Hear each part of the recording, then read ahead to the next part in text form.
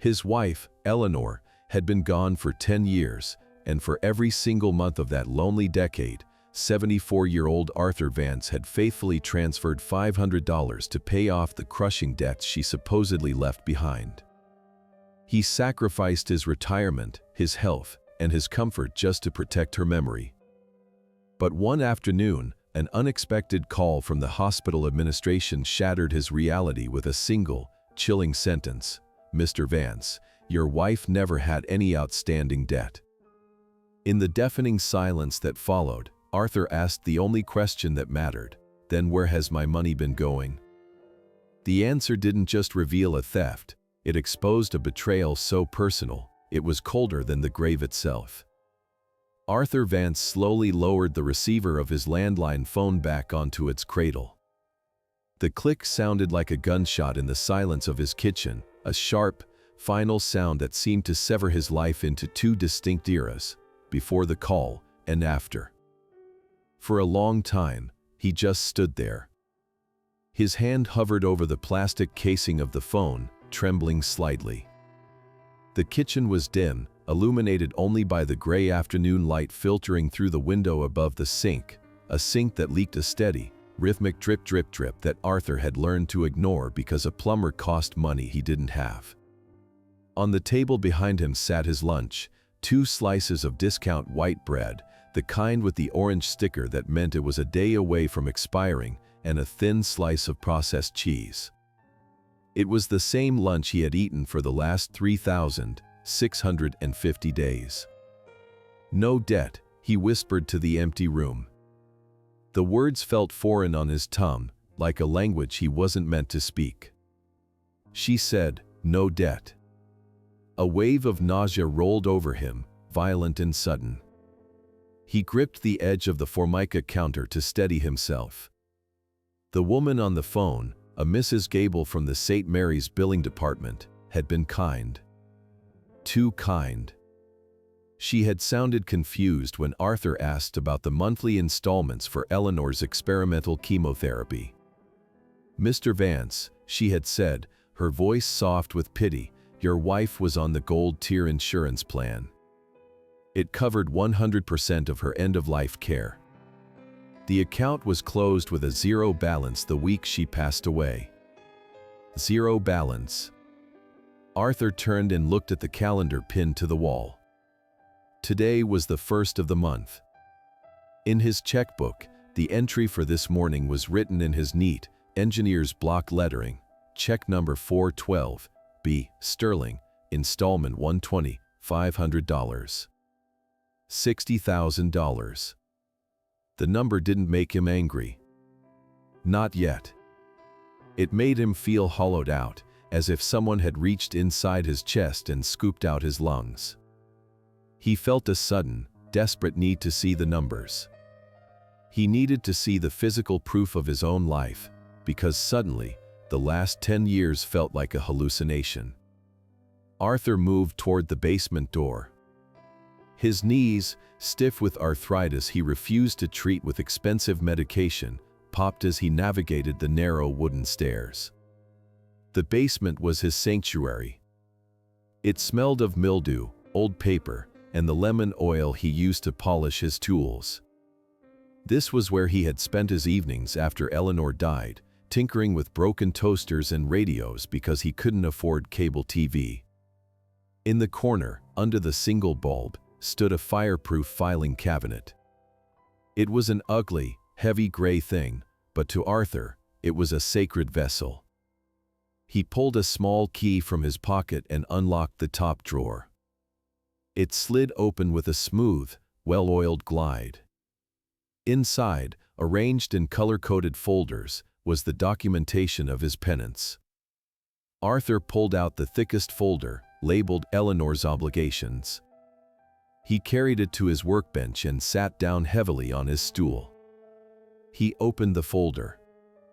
Inside were 120 Western Union receipts and bank transfer confirmations. They were smoothed out, chronological, perfect. He picked up the first one. November 2015. $500 to Beverly Sterling. He picked up the last one. October 2025. $500 to Beverly Sterling. Next to the receipts was a black ledger. Arthur was a structural engineer by trade. He didn't understand chaos. He understood loads, fulcrums, and stress points. He had treated this debt like a structural load he had to carry. In the ledger, he had recorded every single expense he had cut to make that payment possible. He ran a callous finger down the list of sacrifices. 2016, canceled dental insurance. 2017, sold the 1967 Mustang, Eleanor's favorite. 2018, declined invitation to granddaughter's wedding in Chicago, travel costs. 2019, stopped heating the upstairs bedrooms. 2020, switched to generic heart medication. The list went on and on. Pages of things he had denied himself. Pages of no. Pages of I can't afford it. He had done it because Beverly had told him it was what Eleanor wanted. Beverly, Eleanor's younger cousin, the woman who had held his hand at the funeral and whispered through tears that the bank was coming for the house. "I'll handle it, Arthur," she had said. "Send the money to me. I have a friend in collections. We'll keep Eleanor's name clean." Arthur looked at the total sum circled in red ink at the bottom of the last page, $60,000. He looked at the dusty basement walls. He looked at his own hands, rough and spotted with age, hands that had worked past retirement age, doing handyman jobs for neighbors just to scrape together that monthly payment. "It wasn't for Eleanor," he said aloud. The voice didn't sound like his own. It was deeper, colder. He wasn't a hero protecting his wife's legacy. He was a fool funding a thief's lifestyle. The sadness that had defined his existence for a decade began to evaporate. In its place, something harder began to crystallize. It started in his stomach, a cold, heavy weight like a block of ice. He looked at the receipts again. They weren't just pieces of paper anymore. They were evidence of a crime. They were the receipts of his stolen life. He picked up a magnifying glass from his workbench and held it over the very first document Beverly had given him, a loan agreement from the bank. He looked at the signature at the bottom. Eleanor Vance. For 10 years, he had only glanced at it through eyes blurred by grief. Now, he looked at it with the eyes of a draftsman. The loop on the V was wrong. Eleanor always crossed her with a sharp, straight line. This line was curved. It was a forgery. A sloppy, arrogant forgery made by someone who thought Arthur was too heartbroken to notice. Arthur closed the ledger. The snap of the book closing echoed in the basement. He didn't cry. He didn't scream. He simply took off his reading glasses, folded them deliberately, and placed them in his pocket. The man who had walked down those stairs was a grieving, vulnerable widower. The man sitting on the stool now was something else entirely. He was a structural engineer looking at a building that was about to collapse, and for the first time in 10 years, he knew exactly which pillar to kick to bring the whole thing down. He wasn't the husband anymore. He was the prey who had just realized the predator was sleeping. Arthur stood up, clutching the ledger to his chest. It was time to go back upstairs. It was time to wake up. Arthur climbed the stairs from the basement with a heavy, deliberate tread, the black ledger tucked under his arm like a verdict. He walked into the living room and sank into his armchair, the leather cracked and worn from decades of use. The silence of the house usually felt like a companion, but now it felt like a witness waiting for him to testify. He closed his eyes and let the memories he had suppressed for 10 years wash over him, but this time he viewed them not through the lens of grief, but through the sharp, unforgiving lens of the truth. The memory of Eleanor's funeral played in his mind with painful clarity. It had been a gray, suffocating day in November, the kind of day where the rain did not fall so much as hang in the air like a cold mist. Arthur remembered standing by the open grave, feeling as though his own life had ended the moment Eleanor's heart stopped. He had been a shell of a man, trembling not from the cold but from the sheer terror of facing a world without her. That was when Beverly had appeared. She had materialized at his elbow, dressed in a black designer coat that looked too sleek for the occasion, smelling of expensive vanilla and sandalwood. She had steered him away from the other mourners, guiding him toward a secluded bench under an oak tree. Arthur remembered how she had squeezed his hand, her manicured nails digging slightly into his skin. She had cried, or at least he thought she had cried, and told him the lie that would shackle him for a decade. She claimed Eleanor had taken out high-interest loans to pay for experimental treatments, desperate measures she had kept hidden to protect Arthur from worry. Beverly had produced a sheaf of papers from her designer handbag, waving them in front of his tear-filled eyes just long enough for him to see official-looking logos but not long enough to read the fine print. She had told him the bank was preparing to seize the house, the home where he and Eleanor had raised their son, unless he acted immediately through her. Arthur opened his eyes and looked around his living room. The curtains were faded. The wallpaper was peeling in the corner. He had sold the antique grandfather clock 3 years ago to pay for a root canal so he would not miss a payment to Beverly. The contrast between his poverty and her prosperity suddenly struck him with the force of a physical blow. He thought about the monthly visits. Beverly never just took the check. She would come into his house, her heels clicking loudly on the hardwood floors, and look around with eyes that calculated the value of everything she saw. She would arrive in a different car almost every year. First it was a silver sedan, then a large white SUV with leather seats, and most recently a sporty convertible she claimed was a gift from her husband. She wore gold jewelry that glinted in the sunlight and talked about her vacations to Italy or her weekend trips to the vineyards in Napa Valley. All the while, she would accept his check for $500 with a solemn nod, telling him he was a good man and that he was slowly chipping away at the mountain of debt. She had been wearing his money. She had been driving his retirement. She had been eating his sacrifices. For a moment, a wave of shame threatened to drown him. How could he have been so blind? He had been a structural engineer, a man who built bridges designed to withstand earthquakes and hurricanes, yet he had failed to see the cracks in the foundation of his own family. He had let a predator into his home and fed her from his own plate while he starved. But as the sun began to set, casting long shadows across the floor, the shame began to recede. It was replaced by a cold, hard clarity. He realized his blindness had not come from stupidity or senility. It had come from love. He had loved Eleanor so much that the mere thought of her leaving behind a tarnished legacy was unbearable. Beverly had weaponized his devotion. She had taken the purest thing in his life, his love for his wife, and twisted it into a leash to choke him with. Arthur stood up and walked to the window. His reflection stared back at him from the darkened glass. He did not see a frail old man anymore. He saw a man who had been pushed into a corner.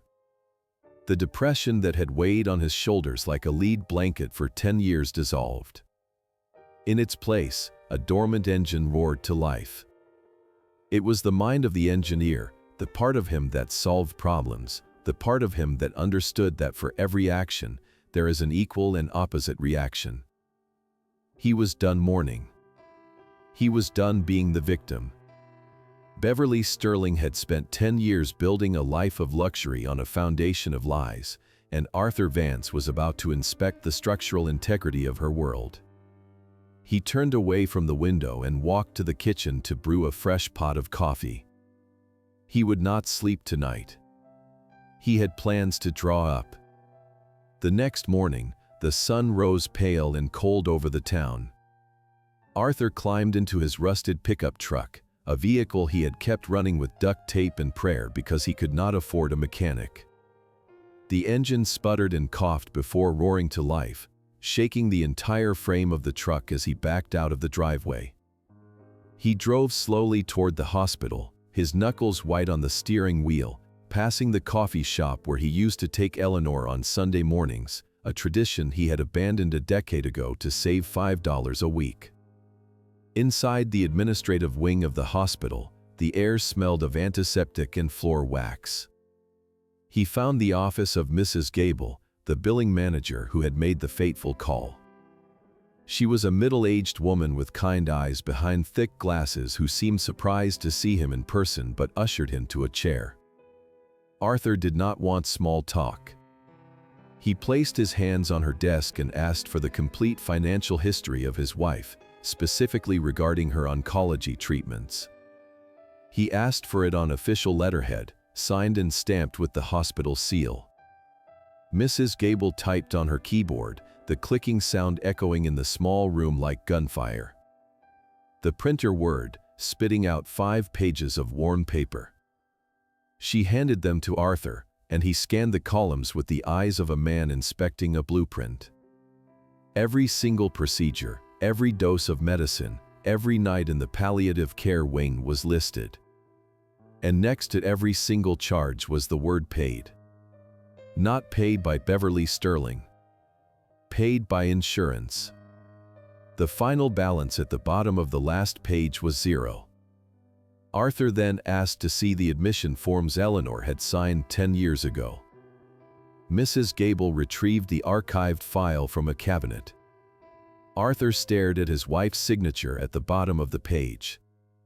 It was firm, elegant, and looping. It was the signature of a woman who, even in sickness, had retained her dignity. He pulled the folded, crinkled loan document Beverly had given him out of his pocket and placed them side by side.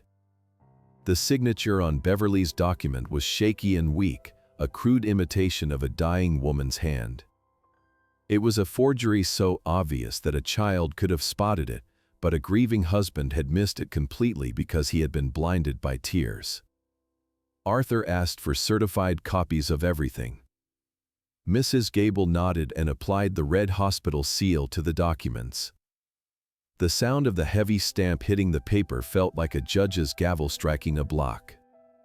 Arthur left the hospital with the certified truth in a manila envelope. He did not go home. Instead, he drove toward the north side of town, to the gated community where Beverly lived.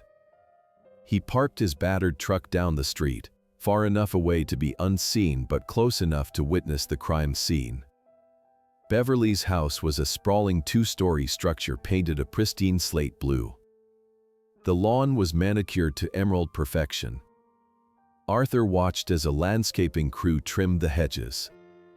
He looked at the new roof, the pavers in the driveway, and the gleaming windows. He did not see a house. He saw his dental work in the brick of the chimney. He saw his canceled vacations in the expensive siding.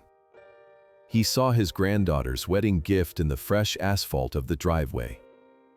Every brick, every shingle, every blade of grass had been paid for with his grief. A delivery truck pulled up, and a man carried a large box labeled with a high-end electronics brand to the front door. Beverly stepped out to sign for it. She was wearing a silk robe and holding a cup of coffee, looking relaxed and wealthy. She laughed at something the delivery man said, a carefree, light sound that made Arthur's stomach churn. He gripped the steering wheel so hard his leather gloves creaked. There was no sadness left in him, only a cold, calculating fury. He shifted the truck into gear and drove away slowly. He had seen enough. The engineer in him had assessed the damage and verified the cause of the structural failure. Now, it was time to call in the demolition crew. Arthur drove straight from Beverly's neighborhood to a quiet park on the outskirts of town. He needed silence to make the call he had been dreading for years. He pulled his old flip phone from his pocket and dialed his son's number. Lucas lived 3 hours away in Seattle, a distance that had grown both geographically and emotionally since Eleanor's death.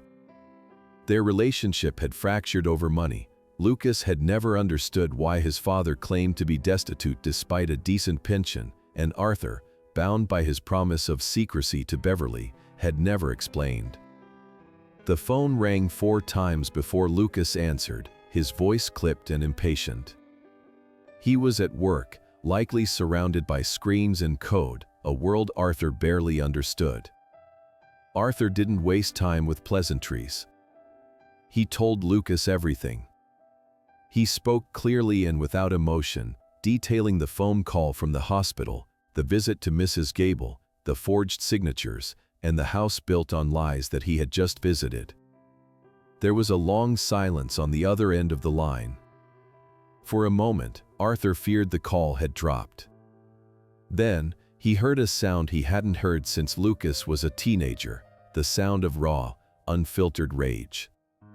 Lucas swore, a string of profanities that would have made his mother blush, his voice cracking with intensity. He demanded to know where Beverly was right now. He said he was going to leave work, drive down, and tear her house apart brick by brick until she confessed. He threatened to drag her out onto her manicured lawn and make her pay for every meal his father had skipped. Arthur listened, closing his eyes. This was the reaction he had feared, the impulsive anger of a son protective of his father. But Arthur knew that violence would solve nothing. It would only land Lucas in jail and give Beverly the victimhood she craved. He interrupted his son, his voice dropping to a low, commanding register that he hadn't used in years. He told Lucas to stop. He explained that physical violence was too easy, too quick. He didn't want to bruise Beverly, he wanted to dismantle her life. He wanted her to lose her reputation, her freedom, and every single penny she had stolen. He needed Lucas not as a brawler, but as a strategist. Lucas went quiet again, his breathing heavy on the line. Slowly, the rage began to cool into something sharper. He asked his father what he needed. Arthur told him he needed a plan, and he needed his son's expertise. He needed to know everything about Beverly that wasn't in a public record. By the end of the call, the tension between them had vanished, replaced by a grim solidarity. They were no longer an estranged father and son, they were allies preparing for war. They agreed to meet the following weekend at a neutral location halfway between their cities to avoid suspicion. Arthur hung up the phone and looked out at the park. A group of children were playing on the swings, their laughter drifting on the wind. For the first time in a decade, Arthur didn't feel like a ghost watching the living. He felt alive, fueled by a dangerous purpose. He started his truck and headed home. He had a ledger to organize and a son to meet. The demolition was no longer a theory, the team was assembled. The weekend arrived with a gray, relentless drizzle, fitting weather for the war council Arthur and Lucas were about to hold. Lucas drove his father into the city in a sleek black sedan that smelled of new leather, a stark contrast to Arthur's rattling truck. They pulled up to a glass skyscraper that pierced the low-hanging clouds, a fortress of steel and commerce where Silas Thorne held court. Lucas had described Thorne as a shark in a suit, a civil litigator who specialized in destroying the comfortable lives of fraudsters. The reception area was silent and intimidatingly expensive. Arthur sat on a velvet sofa, clutching his battered black ledger to his chest like a shield. When they were finally ushered into the corner office, Silas Thorne did not stand to greet them. He sat behind a desk the size of a dining table, a man with slicked-back silver hair and eyes that assessed Arthur's net worth in a single glance. He gestured for them to sit. Arthur placed the ledger on the polished mahogany surface. Beside it, he laid out the certified hospital records and the stack of Western Union receipts. Thorne picked up the ledger. He flipped through the pages, his eyes scanning the columns of handwritten sacrifices. He stopped at the entry for the canceled dental insurance and the sale of the vintage Mustang. For a long moment, the only sound in the room was the turning of pages. "This is meticulous," Thorne said, his voice a deep, gravelly rumble. "I have seen forensic accountants with less attention to detail than you, Mr. Vance. You have documented $60,000 of theft perfectly. So we can sue her?" Lucas asked, leaning forward, his leg bouncing with nervous energy. "We can put her in jail." Thorne closed the ledger and leaned back, steeping his fingers. "It is not that simple. In the eyes of the law, family financial disputes are messy. You have proof you sent her money, yes. You have proof the debt she claimed existed was a lie, yes. But you do not have proof that you sent the money because of the lie." Arthur frowned. "What do you mean? Why else would I send her $500 a month for 10 years? Thorne looked at Arthur with a pity that felt sharp and cold. "She will say it was a gift. She will say you were a lonely widower helping out a struggling younger cousin. She will say you knew about her financial troubles and offered to assist. Unless we have it in writing or on tape that she explicitly solicited these funds for the specific purpose of paying off a non-existent debt, it becomes your word against hers. And juries, unfortunately, often find it hard to believe someone could be this naive for this long without being complicit." The word naive stung Arthur, but he did not flinch. He understood the engineering of the problem. The foundation of their case was missing a load-bearing beam. "So what do we do?" Arthur asked. "We need a confession," Thorne said, a predatory smile finally touching his lips. "Not necessarily a confession to the police, but an admission of the terms. We need her to state, clearly and undeniably, that the money is for Eleanor's debt. We need to catch her in the act of maintaining the lie." Thorne leaned forward, his eyes locking onto Arthur's. "You need to go back to being the victim, Mr. Vance. You cannot let her know you are angry. You cannot let her know you have spoken to me or your son. You must play the part of the confused, desperate old man one last time. You need to make her feel safe enough to lie to you again, but this time, you will be recording." Lucas looked at his father, concern etched on his face. "Can you do that, Dad? Can you talk to her without losing it?" Arthur thought of the rose bushes Eleanor had loved, now withered because he couldn't afford fertilizer. He thought of the vacations he had canceled. He thought of the lie that had defined his last decade. He adjusted his glasses and looked at the lawyer with eyes that were hard and dry. "I spent 10 years suffering for a lie," Arthur said quietly. "I can spend 10 minutes acting for the truth. Tell me exactly what to say." The first of the month arrived with a suffocating heaviness. Arthur sat at his kitchen table, the same spot where he had eaten a decade of meager meals, staring at the landline phone. Next to it sat a digital voice recorder Lucas had bought him, a small black device with a single blinking red light that indicated it was ready. This was the performance of his life. He took a sip of lukewarm water to dry out his throat, deliberately making his voice sound raspy and weak. He needed to sound like a man on the edge of collapse, a man broken by age and poverty, just as Beverly believed him to be. He dialed the number he knew by heart. The phone rang 3 times before Beverly picked up. Her voice was bright and chirpy, the tone of a woman without a care in the world, likely sitting in her sunroom surrounded by things Arthur had paid for. She greeted him with an affectionate nickname, asking if he had sent the envelope yet. Arthur let out a wet, rattling cough that he had practiced in the mirror. He apologized, keeping his voice trembling and low. He told her that he had not sent the check yet. He told her that his heater had broken down 3 days ago and the repair cost was exactly $500.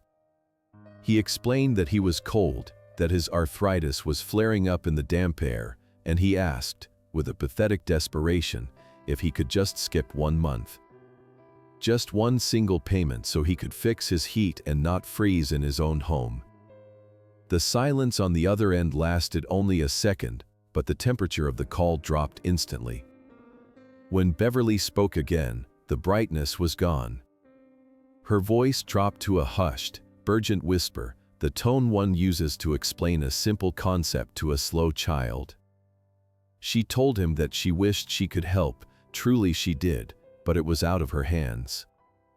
She reminded him of the bank. She invoked the faceless, ruthless creditors who she claimed were watching their every move. Arthur pressed the recorder closer to the receiver. He asked her to clarify. He asked if the bank would really take the house for missing 1 payment after 10 years of consistency. Beverly took the bait. She lied with a fluidity that was breathtaking. She told him that the loan terms for Eleanor's medical debt were extremely strict. She said that 1 missed payment would trigger a default clause and the bank would foreclose immediately. She painted a terrifying picture of the sheriff coming to evict him, of Eleanor's furniture being thrown onto the street, of his wife's legacy being destroyed because he wanted to be warm. She told him to put on a sweater, to use blankets, to be strong like Eleanor would have wanted. She promised she would try to smooth things over with her contact at the bank, but the money had to be sent by overnight mail today. Arthur closed his eyes. The rage in his chest was so hot it almost warmed the freezing room, but he forced it down. He whimpered an apology into the phone. He told her he would go to the post office right now. He thanked her for saving him, for saving the house, for being the only family he had left. Beverly's voice returned to its sugary sweetness instantly. She told him he was doing the right thing and that she loved him. She hung up. Arthur set the phone down gently. He reached over and pressed the stop button on the recorder. The blinking red light turned solid green. He had it. He had her voice threatening him with a bank that did not exist. He had her demanding money for a debt that was a fiction. He had her telling an old man to freeze to death to fund her lifestyle. Arthur stood up, his posture straightening. He was not cold anymore. He walked to the thermostat and turned the heat up to 70 degrees. He would send the check, one last time, to keep the illusion alive. But it would be the last check Beverly Sterling ever cashed. While Arthur was methodically acting out the role of the helpless victim in his cold kitchen, his son Lucas was 300 miles away, systematically dismantling Beverly's privacy from behind a wall of glowing monitors. Lucas worked as a senior cybersecurity analyst, a job that required him to find patterns in chaos, and he applied that same ruthless efficiency to the digital footprint of his father's tormentor. Beverly had been careful to block Arthur and Lucas on social media years ago, believing that was enough to hide her life, but she had underestimated the persistence of a son fueled by a decade of misplaced guilt. Lucas created a dummy account, a faceless digital ghost, and requested access to Beverly's private Instagram page. It took less than an hour for her vanity to outweigh her caution. She accepted the request, eager for another admirer of her curated life. The moment she did, the floodgates opened. Lucas did not just look at the photos, he scraped the metadata, the timestamps, and the geotags. He pulled up digital copies of the ledger pages his father had scanned for him and began the work of correlation. It was a sickening exercise in cause and effect. Lucas built a spreadsheet that looked less like a financial document and more like an indictment. On the left column, he listed the dates his father's check cleared. On the right column, he listed Beverly's major expenditures. The pattern was so precise it was almost mechanical. On the 3rd of May, Arthur had transferred $500. On the 5th of May, Beverly had posted a photo of a new designer handbag with the caption, "Treating myself because I deserve it." On the 12th of August, Arthur had skipped his heart medication to make a payment. On the 14th of August, Beverly had checked into a luxury spa resort in Sedona for a weekend of spiritual healing. But the most damning piece of evidence was from 3 years prior. Lucas found the entry in Arthur's ledger, sale of 1967 Mustang, deposit of $12,000 to be sterling for emergency legal fees. Lucas remembered that car. It was the one joy his father had left, the machine he and Eleanor had restored together. Arthur had wept when he sold it. Lucas scrolled through Beverly's timeline to that same week. There were no legal fees. Instead, there was a 10-day album titled Italian Getaway. There was Beverly, holding a glass of wine on a balcony in Florence, wearing a dress that likely cost more than Arthur's entire wardrobe.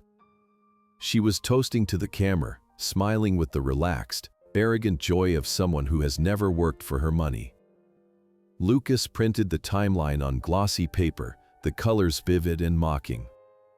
He drove back to his father's house the next morning, the dossier sitting on the passenger seat like a loaded weapon. When he laid the photos out on Arthur's kitchen table, matching them one by one to the handwritten entries in the black ledger, the air in the room grew heavy. Arthur picked up the photo of the Italian vacation. He stared at it for a long time. He did not shout. He did not tear the photo. He simply ran his thumb over Beverly's smiling face. He remembered that month. That was the month he had started eating toast for dinner to save money. That was the month he had stopped buying fresh fruit. He looked at the wine glass in her hand and realized, with a clarity that froze his blood, that she was drinking his sweat, his labor, and his grief. The engineer in Arthur took over completely. The sadness that had lingered in the corners of his eyes vanished, replaced by a gaze of steel. He looked up at his son and nodded once. The data was irrefutable. They had the voice recording of the threat. They had the financial paper trail of the theft. And now, they had the visual proof of the motive. The time for gathering intelligence was over. It was time to invite the enemy to dinner. 2 weeks after the revelation of the digital dossier, a family invitation arrived that would serve as the stage for their next move. It was the 80th birthday party for Aunt Martha, the matriarch of the extended clan and one of the few relatives who had remained neutral in the widening drift between Arthur and the rest of the family. The event was to be held at a rented banquet hall, a neutral ground where appearance was everything. Arthur prepared for the evening with the attention to detail of an actor preparing for a final curtain call. He stood in front of his bedroom mirror, bypassing the sturdy wool suit he had worn to church for 20 years. Instead, he chose a cardigan that was slightly frayed at the cuffs and a shirt that had grown too large for his shrinking frame. He deliberately left his hair uncombed at the back and removed his dentures, cleaning them slowly before putting them back in, allowing his face to settle into a slack, weary expression. He needed to look like a man dissolving, a man whose edges were blurring into senility. Lucas waited in the car, his jaw set tight. He was the designated driver, but also the designated surveillance unit. When Arthur emerged from the house, shuffling his feet more than necessary, Lucas gripped the steering wheel until his knuckles turned white. Seeing his father reduce himself to a caricature of helplessness was painful, but they both knew it was necessary. The predator had to believe the prey was dying. The banquet hall was filled with the noise of clinking glasses and forced laughter. When they entered, the air was thick with the smell of roast beef and cheap perfume.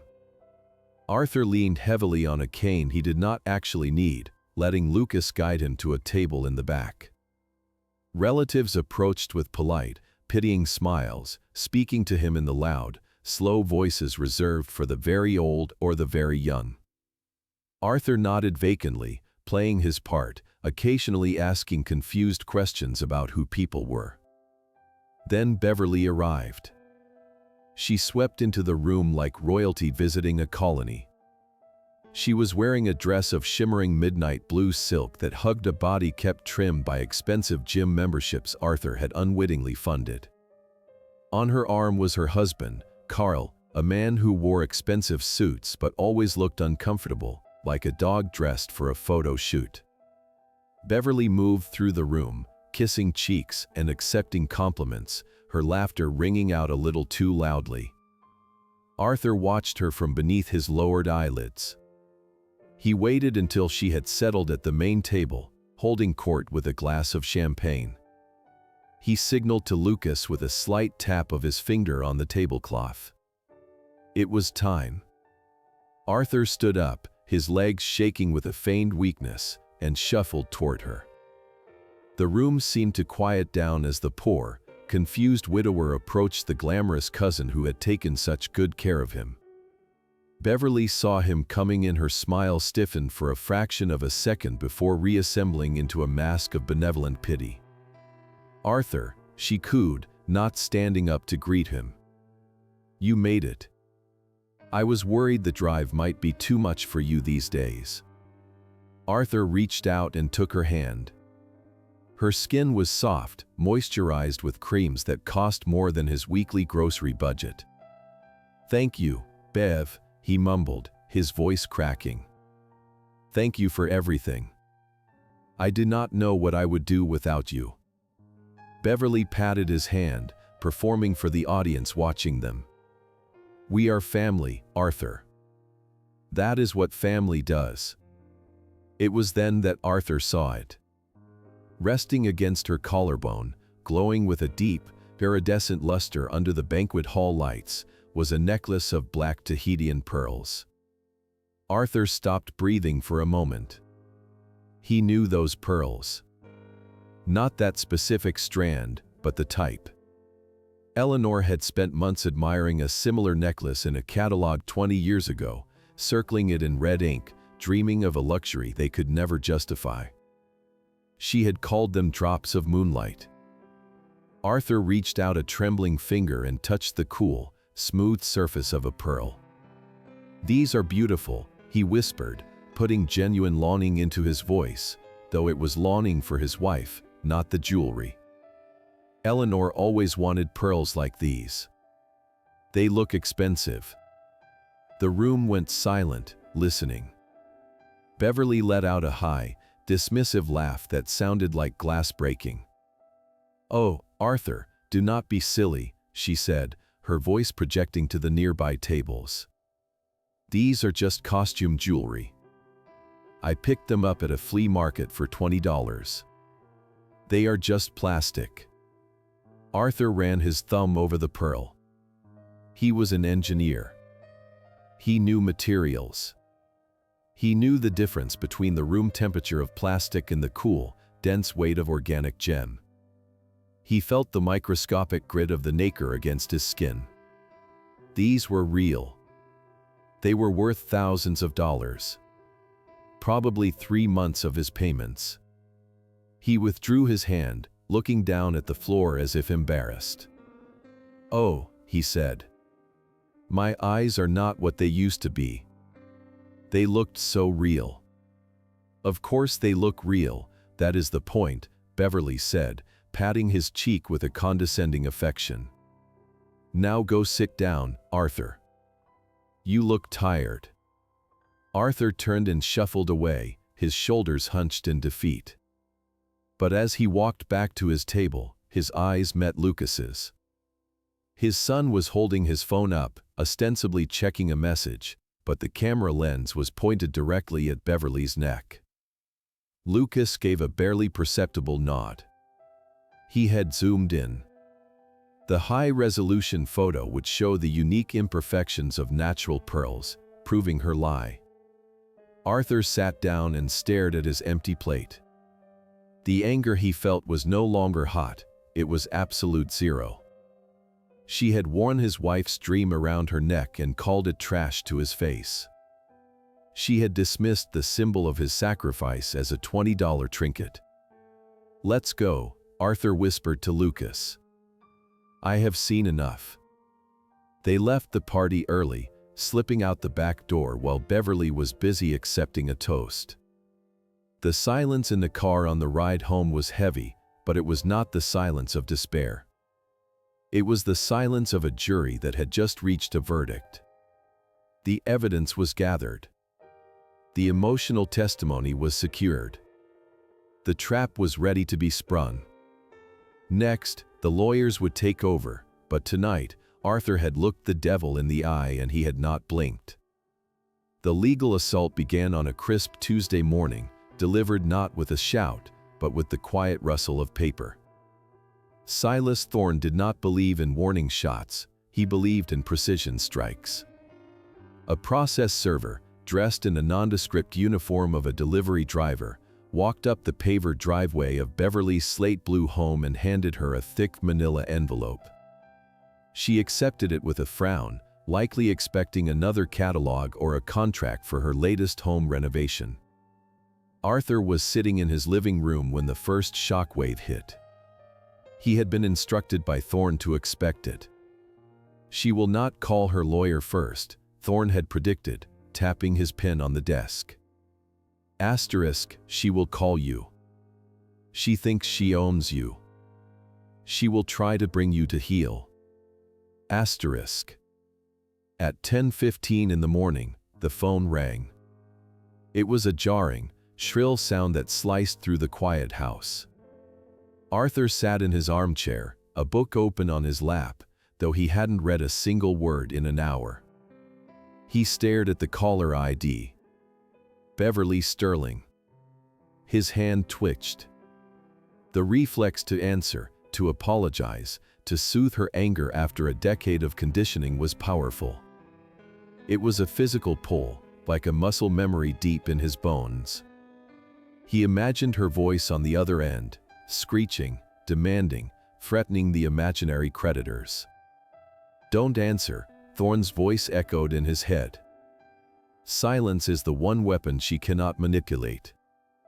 The phone rang 4 times. 5. 6. Then it stopped. The silence that followed was heavy, pregnant with the energy of a storm held back by a dam. 30 seconds later, it rang again. And again. She was relentless. Arthur sat like a statue, watching the red light on the answering machine blink. Finally, the machine clicked on. Beverly's voice filled the room, but it wasn't the sweet, concerned tone she used when asking for money, nor was it the cold, banking official tone she used to threaten him. It was raw, ugly rage. Asterisk Arthur. Pick up the phone. What is this? I have a sheriff deputy at my door handing me papers. Are you insane? After everything I have done for you. You are suing me. Pick up the phone right now or so help me God, asterisk. The machine cut her off. Arthur let out a breath he didn't know he had been holding. He felt a strange sensation in his chest, not fear, but a grim satisfaction. For 10 years, he had been terrified of her calls. Today, she was the one who sounded afraid. But Thorne had warned them that a cornered animal bites, and Beverly Sterling was about to bare her teeth. When she realized Arthur would not answer, she did not call a lawyer. She went on the offensive.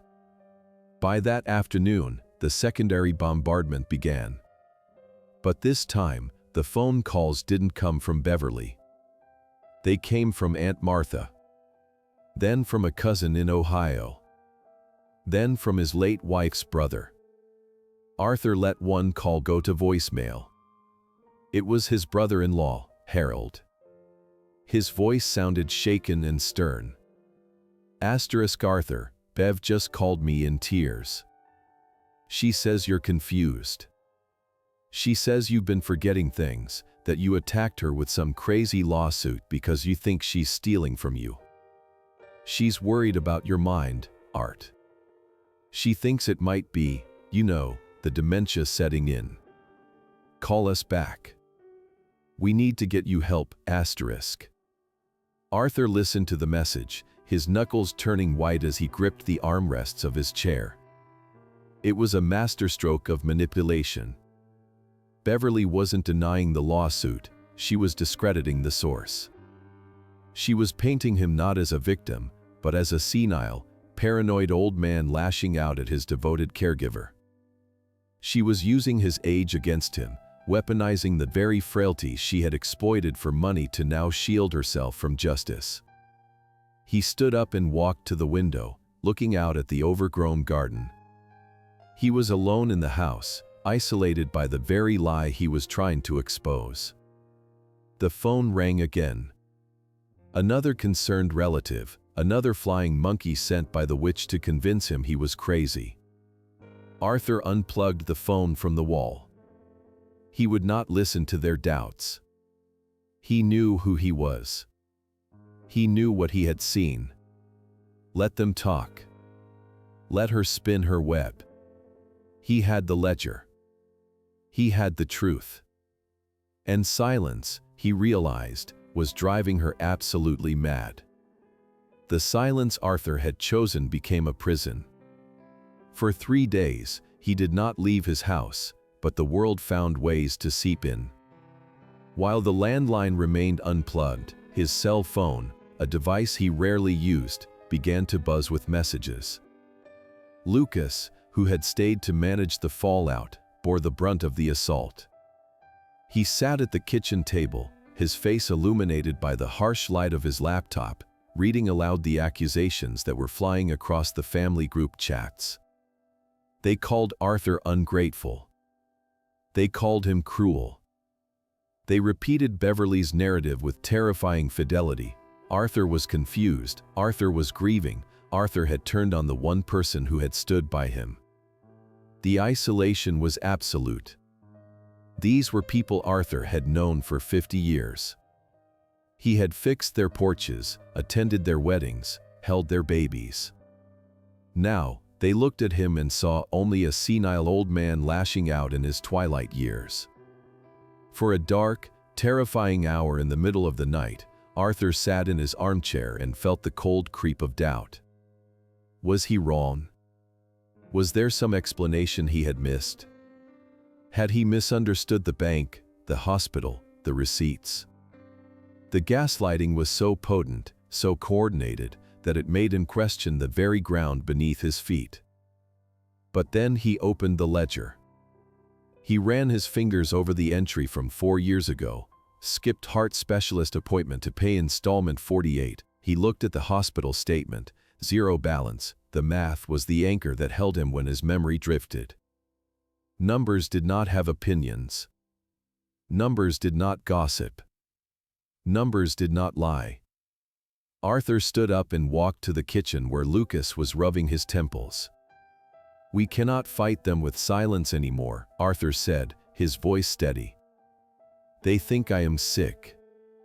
I need to show them I am the only one seeing clearly." He sat down and wrote a letter. It was not a rant. It was not a defense. It was a single paragraph, written in his neat, block handwriting. Asterisk, I am not confused. I am not sick. I loved Eleanor more than my own life. Enclosed is the certified bill from St. Mary's Hospital. It shows she died with no debt. I paid Beverly Sterling $60,000 for a debt that did not exist. I am simply asking, where did the money go? Asterisk. They made 20 copies.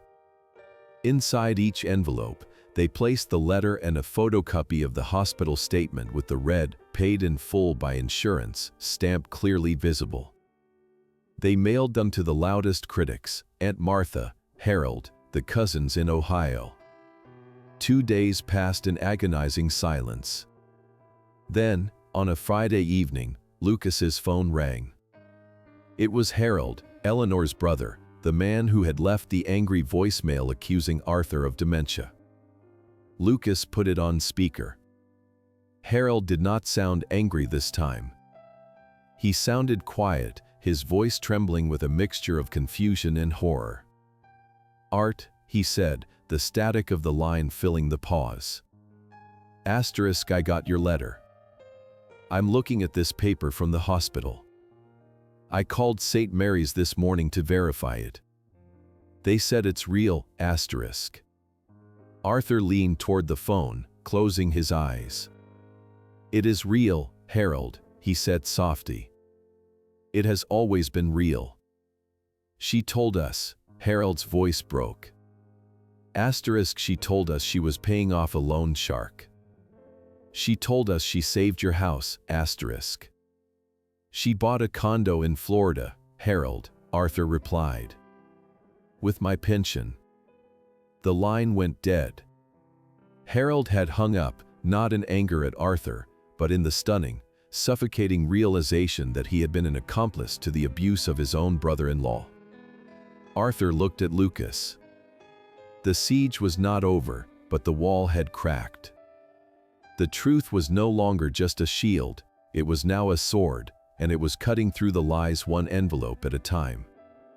The desperation that had been brewing in Beverly Sterling finally boiled over on a Saturday evening, just as the sun was dipping below the horizon. Arthur was sitting in his usual armchair, a book resting open on his knees, while Lucas sat in the darkened dining room, his eyes fixed on the laptop screen that displayed the live feed from 3 hidden cameras positioned around the living room. They had been waiting for this.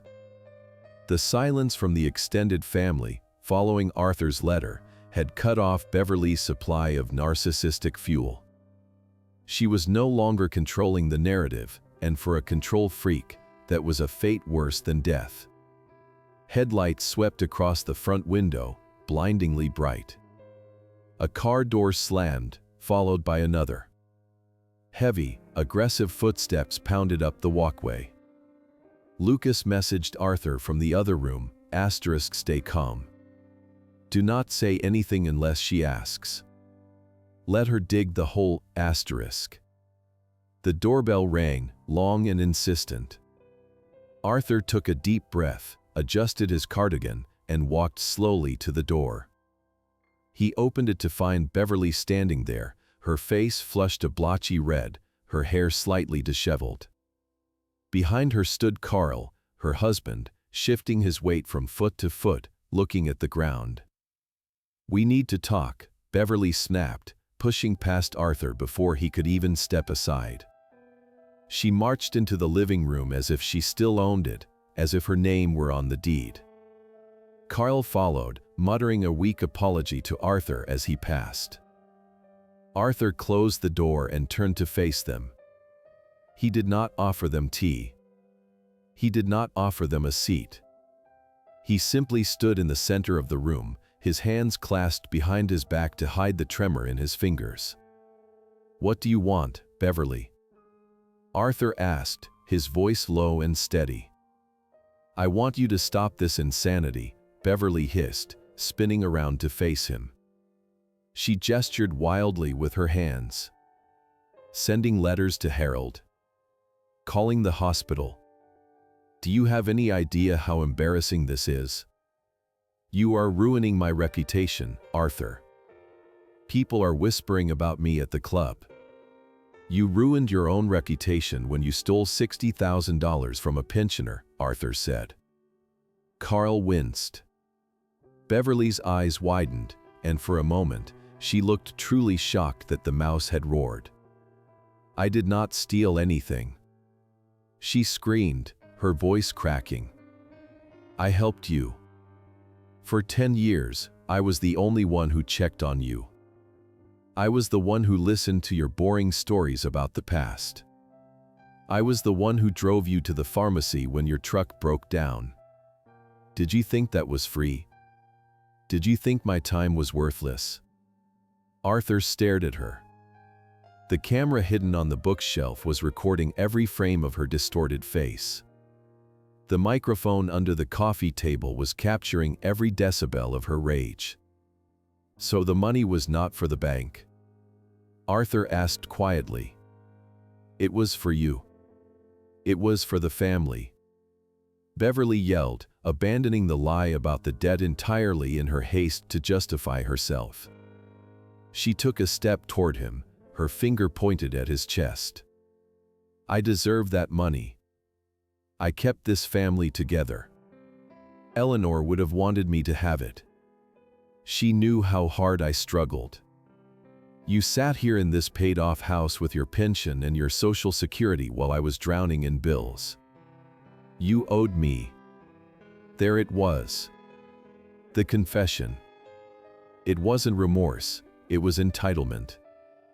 She hadn't taken the money because she was desperate. She had taken it because she believed she was superior, that Arthur's resources were simply hers by right of existence. Carl reached out and touched her arm. "Bev, stop," he whispered, looking around the room nervously. "You are saying too much." "Shut up, Carl," she snapped, shaking him off. "Look at him." She gestured at Arthur with disgust. "He barely spends money anyway. He eats bread and cheese. What was he going to do with $60,000? Rot with it. I used it to live. I gave us a life." Arthur looked at this woman, this monster he had called family. He felt a profound sense of pity, not for her, but for the version of himself that had trusted her. "Get out of my house," Arthur said. Beverly laughed, a harsh, incredulous sound. "Or what? You will call the police. Go ahead. Tell them I took money you freely gave me. Tell them you are a confused old man who forgot his promises. No one will believe you." "We will see," Arthur said.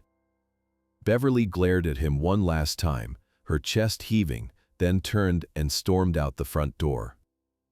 Carl lingered for a second, looking at Arthur with eyes full of shame, before turning and following his wife. The door slammed shut, rattling the picture frames on the wall. Arthur stood in a silence for a long moment. Then, Lucas walked in from the dining room. He was holding the laptop, and on the screen, the video file was already saving. "Did we get it?" Arthur asked, sinking into his chair. Lucas sat down beside him and pressed play. Beverly's voice filled the room again, clear and undeniable. "I deserve that money. You owed me, We got everything, Dad," Lucas said, his voice thick with emotion. "We got her." Monday morning broke with a sky the color of slate, matching the grim determination that sat in the cabin of Arthur's truck. This time, however, he was not driving alone, and he was not driving to a hospital to beg for records. Lucas was behind the wheel, and in Arthur's shirt pocket sat a small silver USB drive that contained the destruction of Beverly Sterling. They drove in silence to the county police precinct, a brick building that smelled of stale coffee and bureaucracy. They were met by Detective Halloway, a weary man with graying temples who had initially listened to Arthur's complaint a week ago with polite skepticism. Financial disputes between family members were usually civil matters, messy and difficult to prosecute. But today, the atmosphere in the small interrogation room was different. Arthur placed the USB drive on the metal table. "Play the file dated yesterday, 6:45 p.m., Arthur said softly.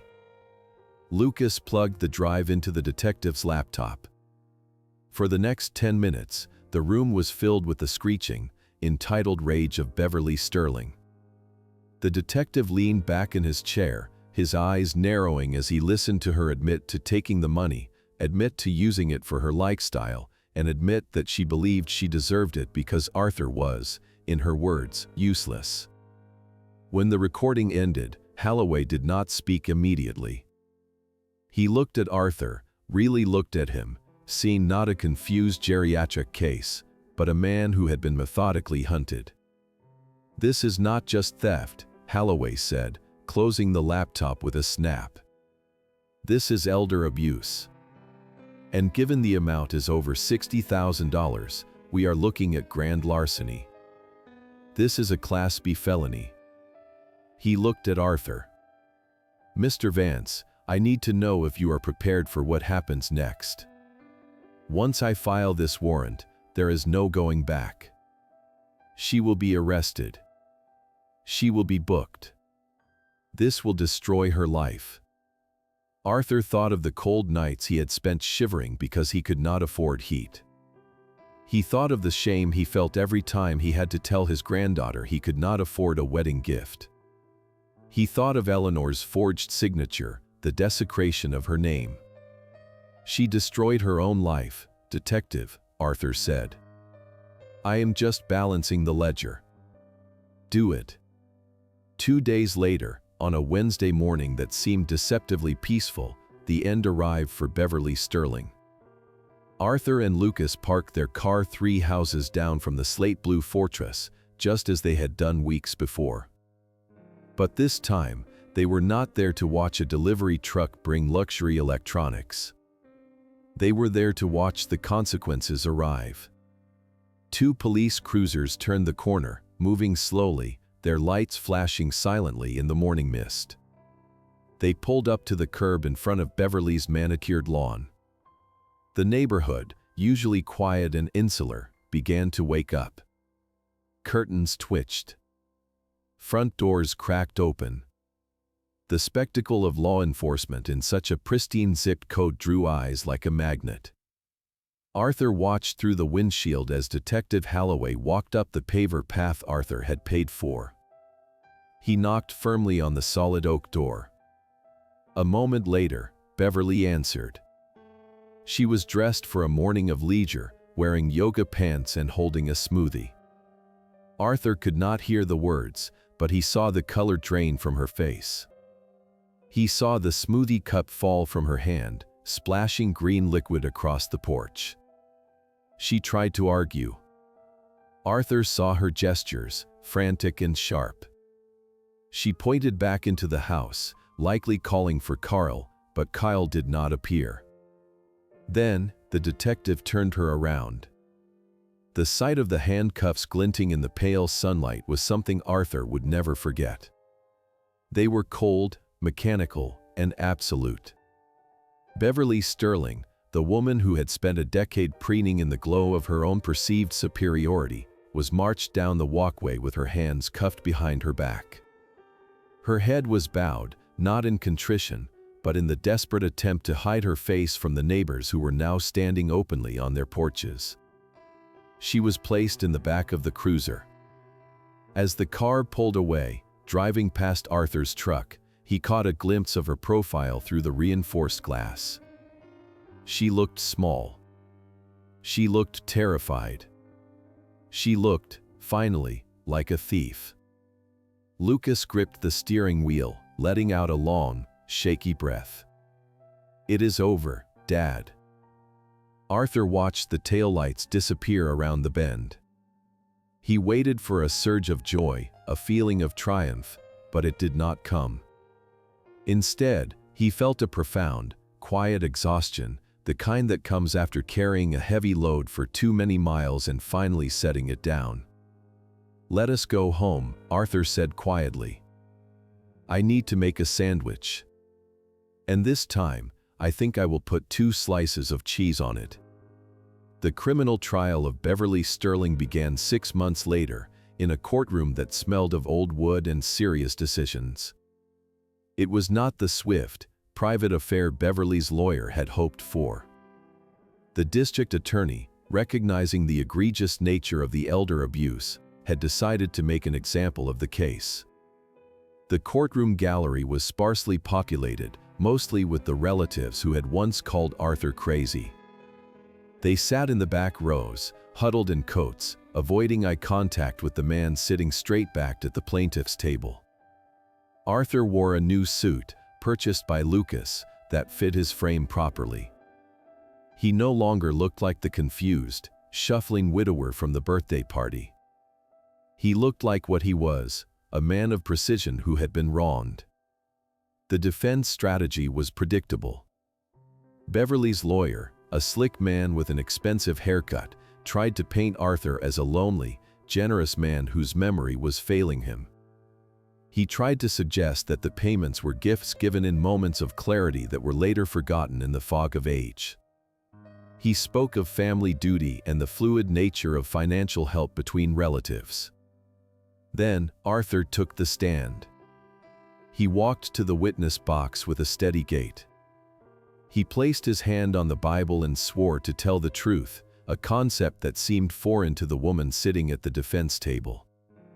Beverly refused to look at him. She stared at her hands, her face pale and drawn, stripped of the makeup and jewelry that had been her armor. "Mr. Vance," the defense attorney began, his voice dripping with false sympathy. "Is it not true that you loved your cousin? That you wanted to help her during her financial struggles? Is it possible that in your grief over your wife, you simply wanted to feel useful?" Arthur adjusted his glasses. He looked at the jury, 12 strangers who held the scales of justice. "I did love my family," Arthur said, his voice clear and resonant. "But I am a structural engineer. I do not deal in feelings, I deal in facts. And the fact is, I did not eat fresh fruit for 3 years so I could pay a debt that did not exist." He then opened his black ledger. The judge allowed it into evidence. Arthur walked the jury through the pages, not with emotion, but with the cold, hard logic of mathematics. He showed them the graph Lucas had made. "On this date," Arthur said, pointing to a line on a projection screen, "I canceled my home insurance because I was short $50. On this same date, the defendant spent $400 at a salon." A ripple of murmurs went through the jury box. One juror, an older woman who reminded Arthur of Eleanor, shook her head in disgust. The defense attorney tried to interrupt, tried to claim these were coincidences, but Arthur was unstoppable. He was not telling a story, he was building a case, brick by brick. He explained the forged signature. He explained the threatening phone calls about the bank. He explained the cold nights without heat. "I am not confused, sir," Arthur said, looking directly at the defense attorney. "I know exactly what a gift is. A gift is something you give because you have plenty. This was not a gift. This was a ransom. I was paying ransom for my wife's memory because I was told her name would be disgraced if I did not." The courtroom was silent. The defense attorney had no more questions. He sat down, looking defeated. Then came the final blow. The prosecution played the video from the living room. Beverly's voice filled the high-ceilinged room, shrill and entitled, "Asterisk, I deserve that money. You owed me, asterisk." Beverly closed her eyes as the recording played. She shrank in her seat, looking smaller and smaller with every word. The facade of the victim, the misunderstood caregiver, crumbled completely. The jury did not need to deliberate for long. The evidence was not just beyond a reasonable doubt, it was beyond any doubt. Arthur stepped down from the stand, not with triumph, but with the quiet dignity of a man who had finally fixed the broken foundation of his life. The day of the sentencing arrived with a finality that hung in the air like the heavy velvet curtains of the courtroom. Beverly Sterling was called to the stand one last time, but not to testify. She stood before the judge, a woman known for her harsh stance on financial crimes, to hear her fate. The arrogant socialite who had once dismissed Arthur's life savings as pocket change was gone. In her place stood a trembling woman in a gray blazer that looked 2 sizes too big, likely purchased from a discount rack now that her assets were frozen. Her defense attorney made a final, desperate plea for leniency. He spoke of her gambling addiction as a disease, of the pressure she felt to maintain appearances, of her regret. He asked for probation, for community service, for a chance to pay back the money over time. Judge Harrison listened impassively, her face carved from stone. When the attorney finished, she shuffled the papers on her bench and looked down at Beverly over the rim of her glasses. "Mrs. Sterling," the judge began, her voice echoing in the silent room. "I have sat on this bench for 20 years. I have seen drug dealers, violent offenders, and career criminals.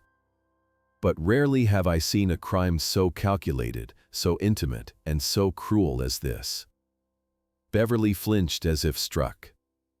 "You did not just steal money," the judge continued. "You stole time. You stole the twilight years of a man who trusted you. You forced him to live in poverty while you vacationed on his dime. You forged the signature of a dying woman. That is not addiction, that is predation." The judge paused, letting the weight of her words settle on the courtroom. "The jury has found you guilty on all counts of grand larceny and elder abuse. The defense asks for probation. But you have shown no remorse until the handcuffs were placed on your wrists. You threatened your victim. You mobilized his family against him. You tried to destroy his reputation to save your own skin."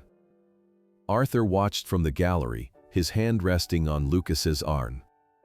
He felt no joy, only a deep sense of correctness. The equation was finally being balanced. "Beverly Sterling, I sentence you to 7 years in state prison. You will serve a minimum of 5 years before being eligible for parole. Furthermore, I am ordering full restitution. Your assets, including your home, your vehicles, and your jewelry, will be seized and liquidated immediately to repay Mr. Vance the sum of $60,000, plus interest and legal fees." A gasp went up from the back of the room where Carl sat, head in his hands. Beverly let out a sob, her knees buckling. A bailiff moved quickly to steady her, not with gentleness, but with the firm grip of the law. "Take her into custody," the judge ordered. Arthur watched as the bailiff clicked the handcuffs onto Beverly's wrists. She turned her head, searching the gallery, perhaps looking for sympathy, perhaps looking for Carl. Her eyes met Arthur's. For a second, he saw the old Beverly, the one who demanded things, pleading silently for him to intervene, to say it was all a mistake, to be the soft-hearted cousin again. Arthur did not look away. He did not smile.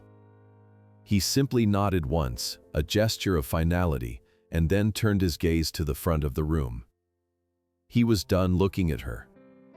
She was no longer his family. She was no longer his burden. She was just a case number in the state archives. As the heavy wooden door closed behind her, sealing her fate, Arthur let out a long breath. He felt lighter, as if the gravity in the room had suddenly shifted. He stood up, buttoned his jacket, and looked at his son. "Is it over?" Lucas asked. Arthur looked at the empty defendant's chair. "Yes," he said. "Now, we can finally go live." 6 months after the gavel fell, the check arrived in Arthur's mailbox. It was a crisp, standard business envelope from the State Department of Restitution. Inside was a check for the full amount, plus interest, funded by the liquidation of Beverly's slate blue house and her luxury SUV.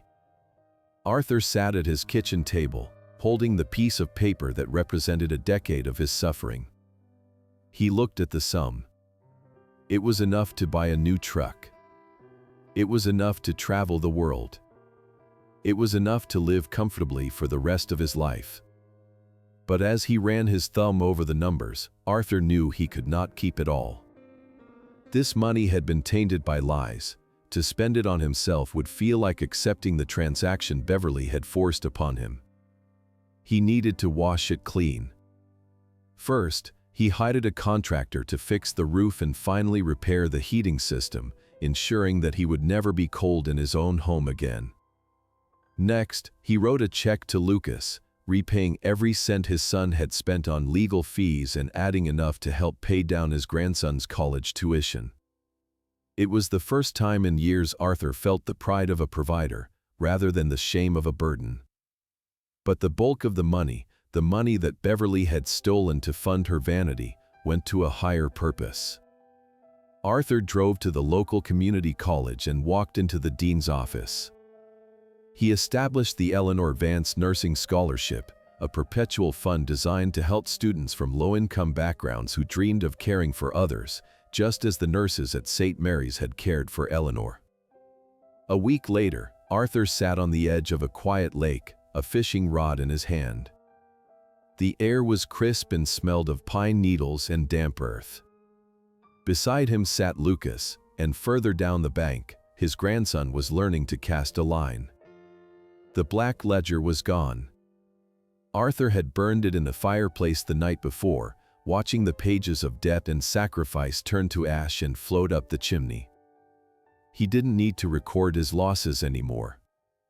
He didn't need to track every penny. "Dad?" Lucas asked, breaking the comfortable silence. "Are you okay?" Arthur watched the bobber float gently on the glass-like surface of the water. He took a deep breath, filling his lungs with air that felt lighter than it had in 10 years. He thought of Beverly, sitting in a cell, paying her debt to society. He thought of the students who would become nurses because of this struggle.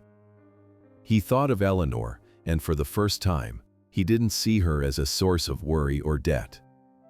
He saw her as she was, his love, his partner, his memory. "I am okay, son," Arthur said, a genuine smile touching his lips. "I am finally in the black." He looked up at the sky, blue and limitless. "I am done, Elle," he whispered to the wind. "We are free." Arthur's journey teaches us a profound and difficult lesson. The people we trust the most are sometimes the ones capable of hurting us the deepest. Blind loyalty, even to family, can be a dangerous thing. But more importantly, this story reminds us that it is never too late to fight for your dignity. Arthur was 74 years old, dismissed by society as frail and confused, yet he possessed the strength to bring down a giant. Truth is a patient weapon. It may take time, but eventually, it cuts through every lie. Thank you so much for listening to this story of betrayal and justice. If Arthur's fight touched your heart, please take a moment to hit that subscribe button and turn on the notification bell so you never miss a new story. Please like and share this video with your friends and family. It helps our channel grow and allows us to bring you more compelling dramas every single day. Now, I want to hear from you. Have you ever experienced a betrayal from a family member or a close friend? Do you think you would have had the patience and courage to investigate like Arthur did, or would you have walked away? Please share your thoughts and your own experiences in the comments section below. We read every single one, and we want to know what is in your heart. Thank you for being part of our community. Stay strong, trust your instincts, and we will see you in the next video. Goodbye.